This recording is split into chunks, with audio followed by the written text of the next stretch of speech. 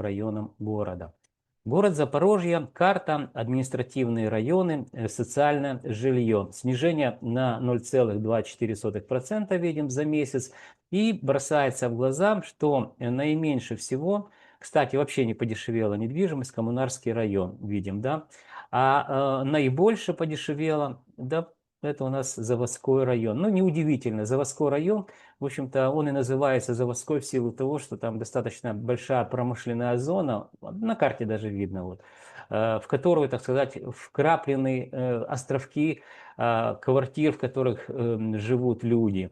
То есть это с точки зрения экологии очень такой плохой район для места жительства, ну и так далее.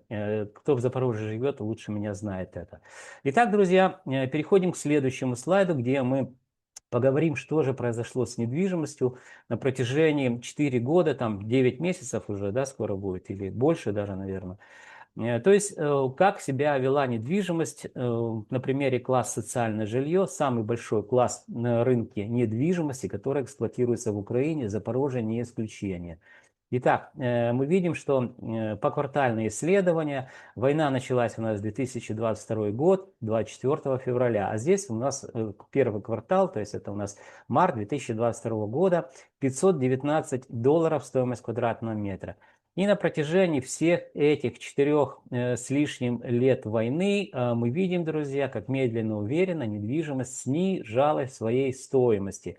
В итоге мы видим, что снижение достигло 18,88%. 19% можно округлить в сторону увеличения. То есть всего лишь при фронтовом городе, в котором уже не живет те заявленные 700 тысяч, да, живет, наверное, 500, а может меньше, недвижимость, в общем-то, подешевела всего лишь на 20%. И это, друзья, не удивительно. Рынок вторичной, мы сейчас говорим о вторичном рынке недвижимости, это не спекулятивный рынок. Здесь живут люди, и люди просто так квартиры свои не продают. Даже в качестве примера сейчас мы видим, что люди просто, наверное, потеряли надежду, что продадут, у кого была такая возможность, и которые выехали и из-за границы как-то пытаются продать. Они просто оставили все, так сказать, как есть, в надежде, что после того, что происходит, и рано или поздно любая война заканчивается, да, тогда уже, что называется, будет видно, что делать с недвижимостью, если, конечно, она останется к тому времени неповрежденная. Итак, друзья, переходим к следующему слайду, где мы будем говорить о также вторичном рынке квартиры эконом-комфорт класс, которые подешевели на 0,18%. В разрезе административных районах можете посмотреть стоимость в абсолютных цифрах. Кстати, город Запорожье это один из аутсайдеров по стоимости квадратного метра недвижимости. Еще сюда можно добавить город Сумы.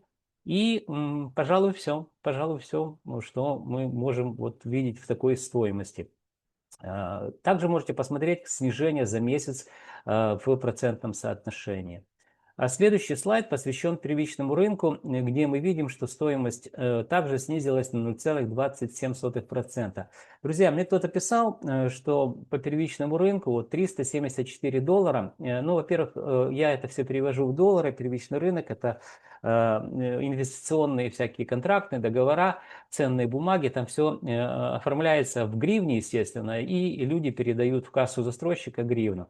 И вот мне кто-то спрашивал, говорит, а Андрей, а какая же тогда себестоимость квадратного метра жилья в Украине или в городе Запорожье?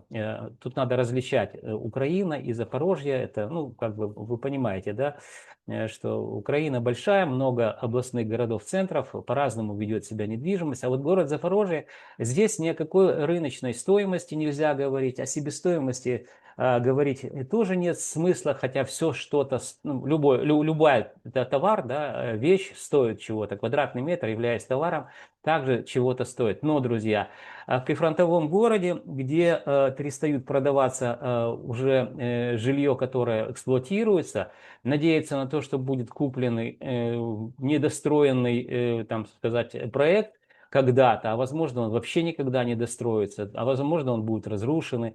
То есть это, ну, верх безумия и непрактичности. Именно поэтому здесь говорить о рыночной стоимости или просто о себестоимости квадратного метра не приходится от слова совсем.